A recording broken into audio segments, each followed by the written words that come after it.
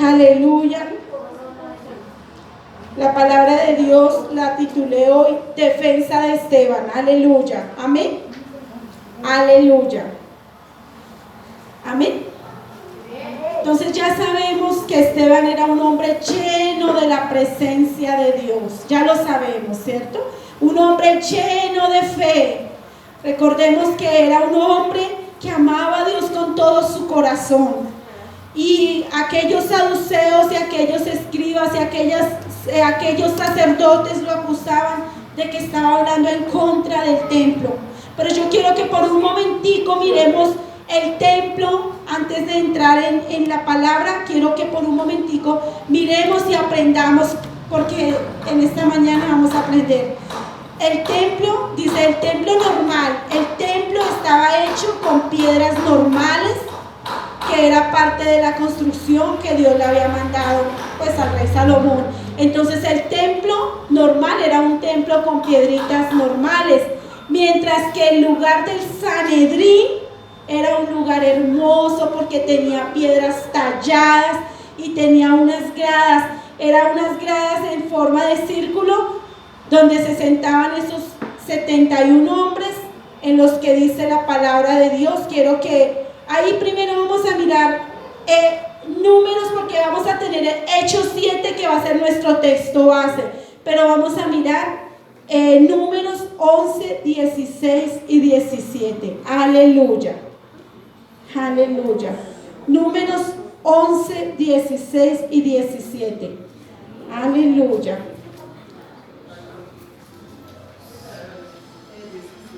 Amén. ¿Lo tenemos? Estos hombres trataban de cumplir la ley. Números 11, 16 y 17 dice: entonces Jehová dijo a Moisés: reúneme 70 varones de los ancianos de Israel, que tú sabes que son ancianos del pueblo y sus principales, y traerlos a la puerta del tabernáculo de reunión y esperen allí contigo. A esto se refería. Habían esos 70 hombres más Moisés, eran 71 hombres. Dice la palabra: y yo descenderé y hablaré allí contigo, y tomaré del espíritu que está en ti y pondré en ellos, y llevarán contigo la carga del pueblo, y no la llevarás tú solo. Acá el Señor les estaba hablando. Acá le hablaba a Moisés que buscara 70 hombres, pero como este Sanedrín, ellos realmente trataban de cumplir esa ley.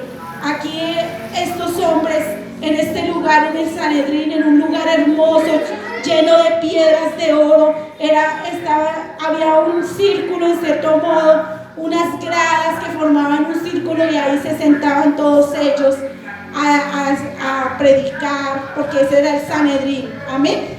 Entonces dicen, en esos 71 hombres, porque eran 70 más uno más, ¿no? Más, en este caso eran 70 más Moisés, 71.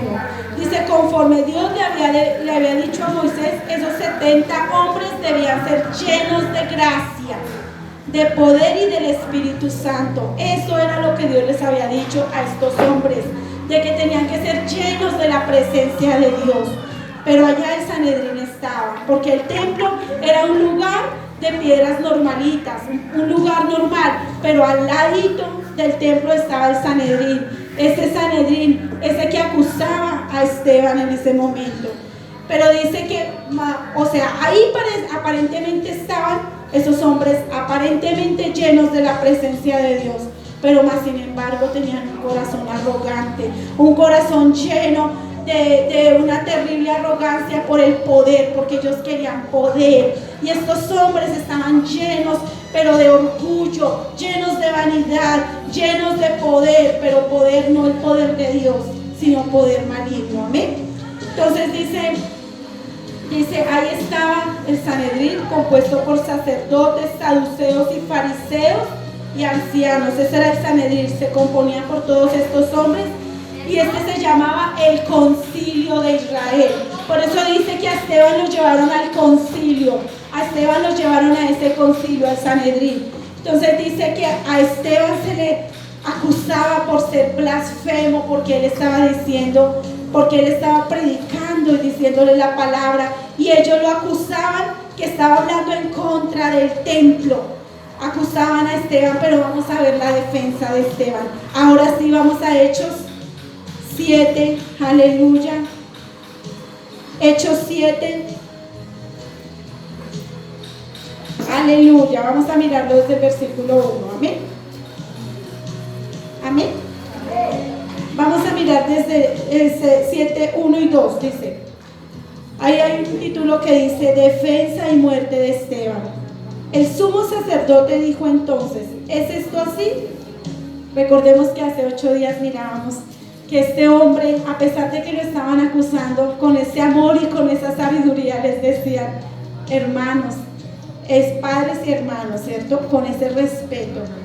Y él le dijo, varones, hermanos y padres, oíd, el Dios de la gloria apareció a nuestros padres, a nuestro padre Abraham, estando en Mesopotamia antes de que morase en Harán. Aquí en esta primera parte dice que Esteban se dirigía hacia ellos con un respeto impresionante, ¿cierto? Pero él les dice el Dios de la gloria. Él en este momento su defensa comienza con un sermón, porque aquí va a empezar este sermón de este hombre, un hombre lleno de la presencia de Dios, un hombre, Esteban, un hombre lleno de la gracia de Dios, y tuvo tanta sabiduría para hacer este sermón, que este sermón lo hizo tan bien estructurado, que en este sermón se puede decir que resumió toda la escritura. En este sermón les mostró a estos hombres que aparentemente conocían la ley, que conocían toda la palabra, les mostró uno a uno, les mostró todas las cosas maravillosas que Dios había hecho a través de toda la historia, a través de todo el tiempo que nuestro Señor y en toda la Biblia, este hombre Esteban le mostró a estos hombres aparentemente poderosos, les empieza a mostrar su defensa. Dice que Esteban hace este sermón tan poderoso, realmente que este hombre era un siervo de Dios. Él le trataba todas las escrituras con precisión, él trataba las escrituras con sabiduría, él les mostraba un panorama amplio de la palabra y empieza a decirles el Dios de la gloria. Él les habla de ese Dios poderoso, no le habla de él, no le habla del hombre, él habla es el Dios de la gloria. Entonces ahí en el 7:2 dice varones, y les dijo, varones, hermanos y padres, oíd, el Dios de la gloria apareció a nuestro padre Abraham estando en Mesopotamia antes que morase en Harán. Bueno, mis amados, en Mesopotamia vivía Abraham, y Mesopotamia era una tierra pagana, porque ahí era donde estaban los caldeos. Ahí Mesopotamia dice que se extendió hasta los caldeos, y los caldeos allá es donde vino la torre de Babel, Babilonia, que Babilonia significa confusión. Babilonia significa que Dios confundió a ese pueblo, porque recordemos que querían hacer una cúspide, un templo tan alto que llegara al cielo, y el Señor dijo, voy a confundir sus lenguas para que no hagan lo que ellos piensan hacer. Y Babilonia significa confusión. En Babilonia es donde se origina o donde comienza toda esa idolatría, todo ese paganismo, porque en Babilonia, ahí Abraham estaba ahí con ellos, estaba en ese pueblo pagano, ahí donde ellos adoraban otros dioses paganos. Ahí era donde adoraban a esa diosa que dice que es de la fertilidad, una diosa que era pagana, que era una mujer sensual, y bueno, una cantidad de dioses paganos. Pero bueno, entonces dice, estando en Mesopotamia, o sea, Abraham, antes que morase en Harán, porque el Señor lo sacó de ahí. El Señor le dijo, vete, y vamos a mirarlo ahorita en la historia, dice que el Señor lo sacó de ahí. Ahí en el 3 dice, y le dijo, sal de tu tierra y de tu parentela y ven a la tierra que yo te mostraré, o sea, en Harán, dice. Entonces salió de la tierra de los caldeos, o sea, la tierra de los caldeos, donde había tanta paganismo, donde había tanta idolatría, dice. Salió de la tierra de los caldeos y habitó en Harán. Ahí en Harán fue donde habitó muchos años. Y de allí, muerto su padre, Dios le traspasó a esta tierra en el cual vosotros habitáis ahora. Vamos a leerlo hasta el 7. Y no le dio herencia en ella, ni aún para sentar un pie, pero le prometió que se la daría en posesión a su descendencia después de él, cuando él aún no tenía hijo. Y le dijo Dios así, que su descendencia sería extranjera en tierra ajena y los reducirían a servidumbre. Estamos en Hechos 7, en el versículo 6.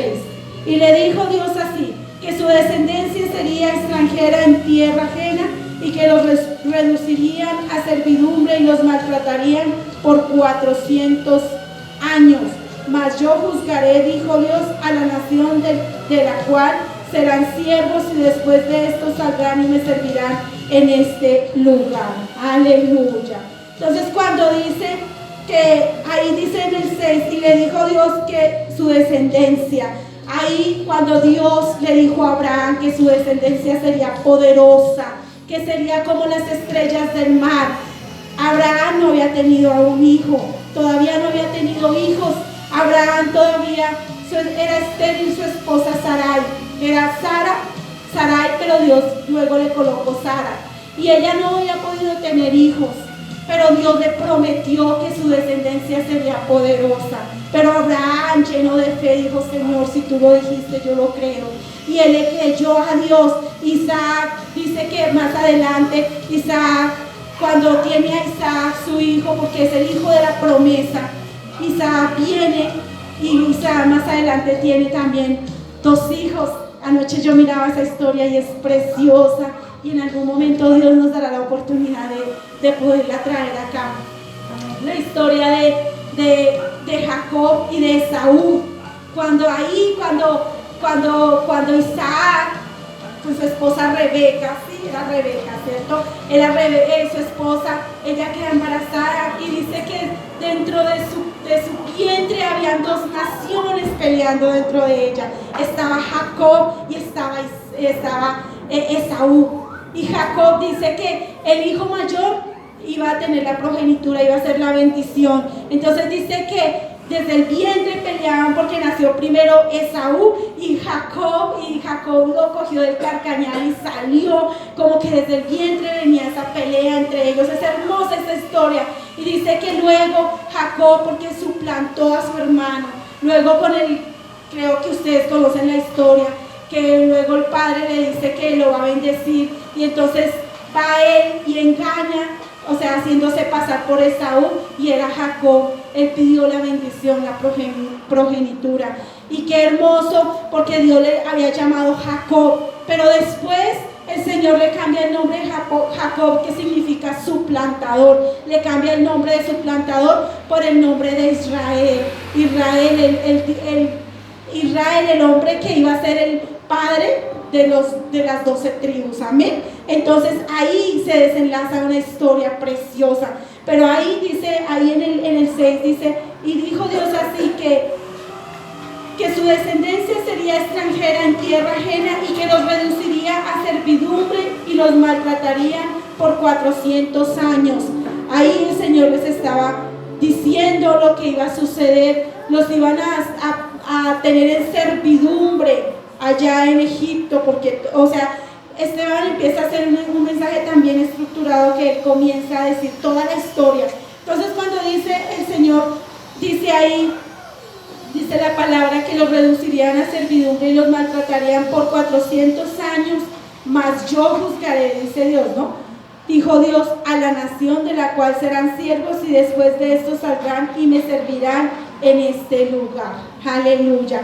Todo esto sucedió no dentro de un templo, sino en tierras lejanas. En tierras muy lejanas sucedía todo esto. Ahí este hombre Esteban les estaba mostrando una parte, les estaba mostrando lo primero, que todo esto comenzó a suceder no exclusivamente en un templo hecho de mano de hombres, sino tierras lejanas.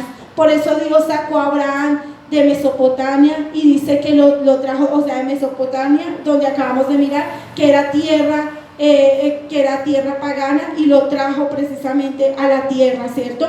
A la tierra, aunque él no pudo disfrutar de la tierra. Él dice que le daría la descendencia a sus hijos. Bueno, entonces es ahí donde nosotros tenemos que entender que Esteban comenzó a decirle, ese Dios de la gloria, el Dios de la gloria, ese Dios de la gloria que se manifiesta en sus atributos, que nosotros sabemos que sus atributos son maravillosos, aleluya, que sus atributos son grandes, que ese Dios de sus atributos, porque su carácter, su majestuosidad, su soberanía, porque Él hace como Él quiere y como a Él le parece. A Él nadie le dice que haga, porque ¿a quién le dice a Él si Él es el creador de todo? Él es el soberano. Entonces ese Dios soberano, que su poder y su presencia está siempre con nosotros, esos atributos se revelan a nosotros, al hombre, para mostrar los propósitos a través de la historia, los propósitos que Él tenía con cada uno de ellos.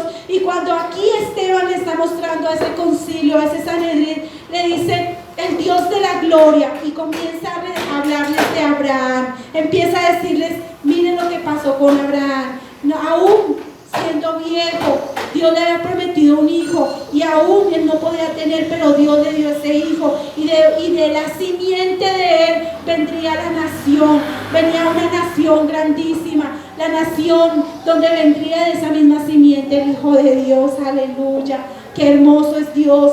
Y ahí Esteban les quiere hacer ver a estos hombres, a este concilio, a este Sanedrín, que aunque ellos conocían la historia, ellos no habían entendido ese propósito divino que Dios tenía para cada uno de ellos. Y yo quiero que ahí veamos esos 7 aspectos, o 7 aspectos de este sermón. Quiero que veamos estos aspectos importantísimos, de las cuales Esteban quería que estos hombres, este concilio, entendiera qué era lo que Dios quería. No era exclusivamente un templo. Y dice ahí en el 7, desde el 1 al 7, que ya leímos, dice: Dios escoge a Abraham y le anuncia lo por venir. Él le anuncia, aunque Abraham no entendía nada, pero Dios escogió soberanamente, como Él hace con nosotros, soberanamente, porque recordemos que Él hace lo que Él quiere. Él escogió soberanamente a Abraham y le mostró su gran amor con todo lo que empezamos a leer. Dice: pero antes que pudieran disfrutar la tierra, deberían probar la aflicción, ¿cierto? Eso lo dice en el versículo 6, el que acabamos de leer, que los maltratarían y durarían 400 años allá en servidumbre. Entonces todo esto acontece precisamente no en un templo, sino en tierras lejanas, mis amados. Entonces precisamente Esteban les quería hacer ver a este Sanedrín que no era exclusivamente lo importante el templo, no, él quería hacerles ver que lo importante no era el templo. Y yo quiero que sigamos ahí precisamente quisiera que fueran por un momentico, sin perder la cita de Hechos, de la que estamos viendo. Quiero que vayamos a Génesis 11, 27 al 31. Aleluya. Veamos un poquito de Abraham. Génesis 11, 27 al 31. Alguien que tenga esa voz de trompeta y lea esa palabra. Aleluya. 11, 27 hasta el 31. Génesis. Aleluya. Estas son las generaciones de Taré. Taré engendró a Abraham, a Nacor y a Harán. Y Harán engendró a Lot. Y murió Harán antes que su padre Taré en la tierra de su nacimiento, en Ur de los Caldeos. Y tomaron a Abraham y Nacor para sus mujeres. El nombre de la mujer de Abraham era Sarai. Y el nombre de la mujer de Nacor, Milca, hija de Harán, padre de Milca y de Isca. Mas Sarai era estéril y no tenía hijo. Y tomó Taré a Abraham su hijo, y a Lot, hijo de Harán, hijo de su hijo, y a Sarai su nuera, mujer de Abraham su hijo, y salió con ellos de Ur de los Caldeos para ir a la tierra de Canaán. Aleluya, amén. Y restauraron y se quedaron allí. Amén, aleluya. Entonces dice que salieron de la tierra de los caldeos para ir a Canaán, ¿cierto? Y dice, y se quedaron allí. Aleluya. Eso era lo que quería que entendiera. Que dice que por medio de su generación serían benditas todas las naciones de la tierra. Dios con su gran amor expresaba esa bondad a Abraham, porque Abraham iba a ser el padre de multitudes. El padre, aunque él en ese momento no lo entendía, porque en ese momento su esposa era estéril, pero Dios le había dado una promesa a Abraham, y ya sabemos que lo llamó en tierras lejanas, ¿verdad? Entonces, ahí vamos a continuar en Hechos 7, pero vayámonos al versículo 8. Aleluya. Aleluya. Dice, y le dio el pacto de la circuncisión, y así Abraham engendró a Isaac, y le circuncidó al 8º día, e Isaac a Jacob, y Jacob a los 12 patriarcas. Bueno, pero aquí es importante tener en cuenta qué es la circuncisión, porque eso es importante que lo entendamos. Él dice que estableció el pacto de la circuncisión. Sabemos que la circuncisión era un recordatorio de que ellos iban a consagrarse a Dios. Espiritualmente era un recordatorio, pero físicamente al hombre se le quitaba el prepucio. Entonces dice, le cortaban el prepucio al hombre, y era un recordatorio de que este pueblo se iba a consagrar a Dios. Por eso cuando el Señor les dice a ellos que la circuncisión para ellos era tan importante, para los judíos era muy importante la circuncisión por ellos, porque este pueblo era una señal de que ellos se iban a consagrar completamente a Dios, que se iban a santificar completamente para Dios. Este era el pacto de la circuncisión, para que todos ustedes lo aprendan y lo sepan. Era exclusivamente consagración. El hombre que se circuncidaba en esa ley, llamémoslo, era un hombre que se consagraba para Dios. Entonces, muy seguramente dice en la misma palabra, dice, y así en la segunda parte del versículo 8 dice, y así Abraham engendró a Isaac y le circuncidó. Hizo ese pacto. Señor, este es tu hijo, va a ser consagrado para ti. Dice e Isaac a Jacob, igual. Isaac también engendró a Jacob y a los 12 patriarcas. O sea, el mismo Isaac también, todos ellos fueron circuncidados. Entonces, este era el pacto de la circuncisión. Y ahí, esta es una de las primeras características, la circuncisión. Era un pacto de consagración, era un recordatorio que ellos eran apartados para Dios, santificados. Ellos tenían que ser, su vida tenía que ser consagrada para Dios. Aleluya. Y yo quiero que miremos ahora Hechos 7, desde el 9 hasta el 14. Aleluya. Si alguien lo tiene. Aleluya. 9 al 14. Aleluya. ¿Quién lo puede leer? Los patriarcas moridos por envidia vendieron a José a Egipto, pero Dios estaba con él. Y le libró de todas las tribulaciones, y le dio gracia y sabiduría delante del faraón, rey de Egipto, el cual lo puso por gobernador sobre Egipto y sobre toda su casa. Vino entonces hambre en toda la tierra de Egipto y de Canaán, y grande tribulación, y nuestros padres no hallaron alimento. Y cuando oyó Job que había trigo en Egipto, envió a vuestros padres la primera vez, y en la segunda José le dio a conocer a su hermano, y fue manifestado a Faraón el linaje de José. Aleluya. Y enviando José, hizo venir a su padre Job y a toda su parentela, número de 70, Jacob,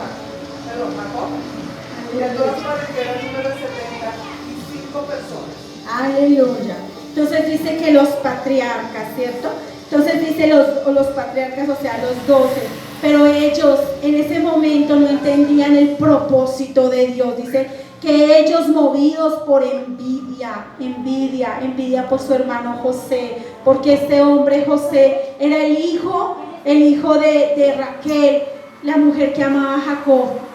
Recuerden, esta historia también es muy hermosa. Y este hombre, estos hermanos de José, movidos por envidia, dice que fueron y lo vendieron. Dice ahí en el 9, dice, los patriarcas movidos por envidia vendieron a José para Egipto. Dice, pero Dios estaba con él, aleluya. José sabía en que Dios había creído. José sabía que su vida estaba consagrada a Dios, que su vida no solamente era que la circuncisión física, sino la circuncisión en su corazón. Él tenía la consagración a Dios, pero dice, Dios estaba con él y le libró de todas sus tribulaciones y le dio gracia y sabiduría delante de Faraón, rey de Egipto. Dios le dio gracia. Conocemos la historia de José, todo lo que él tuvo que vivir, todas las injusticias que se cometieron con él, pero Dios estaba con él. Y dice que Dios le dio gracia. Qué hermoso como nosotros como cristianos poder hallar gracia delante del mundo, gracia delante de los que nos ven afuera, que vean en nosotros que no somos como el mundo, sino somos completamente diferentes, aleluya. Dice, Dios estaba con él, aleluya.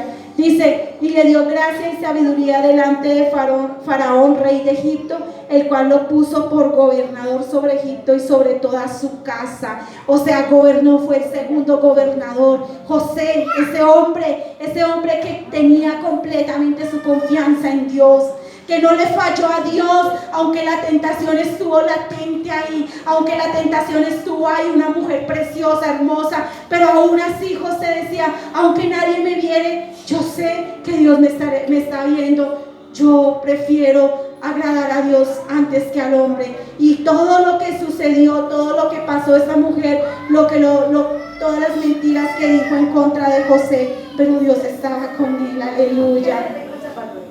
Dice, vino entonces hambre en toda la tierra de Egipto y de Canaán y grande tribulación, y nuestros padres no hallaron alimentos. Cuando oyó Jacob que había trigo en Egipto, envió a nuestros padres la primera vez, y en la segunda José se dio a conocer. Aunque todos ellos le habían querido el mal para José, Dios estaba con él y ese mal se convirtió en bien, aleluya. Ese mal se convirtió, lo que ellos querían el mal, Dios lo levantó grandemente a este hombre de Dios. Así estas cosas las tenemos que ver nosotros y conocer. ¿Y por qué habla precisamente Esteban de este hombre de José? Porque José es como un tipo, es algo parecido a Cristo. Aunque le quisieron hacer el daño, Él perdonó. Así, y dice que en tierras lejanas, porque recordemos que lo vendieron para otro lugar, no estaba exclusivamente en el templo. Y Esteban quería hacerles ver a estos hombres, a este Sanedrín, que no era exclusivamente el templo, el lugar más santo, no. Todo esto había acontecido en un lugar lejos, en un lugar lejano. Entonces dice que los patriarcas, ahí en este mismo punto, los patriarcas fueron circuncidados, o sea que ellos eran consagrados a Dios, todos ellos. Recordemos que José era un hombre sabio, Dios lo hizo grande, qué lindo, qué hermoso. Y recordemos que José finalmente fue el segundo de más influencia allá en Egipto, fue un hombre poderoso, pero ¿por qué? Porque Dios estaba con él, aleluya. Y ahí cuando Esteban comienza a darles toda esta historia a estos hombres del Sanedrín y a mostrarles la historia, él les muestra todo lo que sucedió con cada uno. Primero le habla de Abraham, luego le habla de Isaac y de José, y le dice todo esto sucedió en un lugar lejano, no en el templo, aleluya. Otro tercer punto, Hechos desde 7 al 17, 17, veámoslo hasta el 22, aleluya. 17 hasta el 22 dice: pero cuando se acercaba el tiempo de la promesa que Dios había jurado a Abraham, el pueblo creció y se multiplicó en Egipto, hasta que se levantó en Egipto otro rey que no conocía a José. Este rey, usado de astucia con nuestro pueblo, maltrató a nuestros padres a fin de que expusieran a la muerte a sus niños, para que no se propagasen. En aquel mismo tiempo bueno, vivimos hasta el qué? Hasta el 22. Dice, en aquel mismo tiempo nació Moisés y fue agradable a Dios. Fue criado 3 meses en casa de su padre, pero siendo expuesto a la muerte, la hija de Faraón lo recogió y crió como a hijo suyo, y fue enseñado Moisés en toda la sabiduría de los egipcios y era poderoso en sus palabras y obras. Acá en esta parte habla de Moisés. Acá en esta parte dice, qué lindo, dice ahí en el 17 cuando dice, aleluya. Dice, pero cuando se acercaba el tiempo de la promesa que Dios había jurado a Abraham, el pueblo creció y se multiplicó. El pueblo creció. Y entonces este rey manda matar a todos los niños, manda matar a todos porque tenía miedo que estos pueblos se crecieran, y ellos llegaron a creer que se podía crecer como las langostas y se los podían devorar. Pero este pueblo creció porque era la obra de Dios. Este pueblo creció, y él dice, y ese faraón, ese rey, manda matar a todos esos niños, y precisamente ahí había nacido Moisés y sus padres. Dice que lo mandan en una canastica allá en las aguas. Entonces dice que lo mandan, dice librado de las aguas Moisés, Faraón había dado orden de tomar al pueblo de Israel y esclavizarlo. Dice que se creció tanto ese pueblo de gran manera que los egipcios tuvieron envidia y comenzaron a matar esos niños, esos bebés pequeñitos. Moisés tenía solamente 3 meses. Entonces dice que fue colocado en una canastica, y ahí es donde Dios, en su infinita y hermosa misericordia, permite que lo encuentre la hija del faraón, y la hija del faraón coge este bebé con este amor para criarlo, pero dice, necesito a alguien que me lo ayude a criar, y llama exclusivamente a la misma madre de Moisés, y esa misma mamá empieza a criar su bebé, y empieza a criar su propio hijo, pero obvio, con todas las costumbres de Egipto. Ese niño Moisés es criado como un egipcio, tanto así que el faraón no tenía hijo varón, y pensaba poner a Moisés como darle la herencia y que él fuera el rey, pero Dios le dio un hijo a ese hombre, al faraón, y pues realmente al fin Dios tenía otro propósito diferente para Moisés. Pero entonces empieza Esteban a relatarle toda esta preciosa historia a estos del Sanedrín, y les quiere decir, y no fue exclusivamente en el templo, en Jerusalén, no fue exclusivamente, fue ahí en tierras lejanas. Este hombre les muestra a todos a este Sanedrín, que precisamente todo esto ha ocurrido en diferentes lugares de la historia, pero que lo importante no era el templo exclusivo, lo importante era el Dios que había dentro de cada uno de ellos, aleluya. Así como es aquí que vive en nuestro corazón, así este Esteban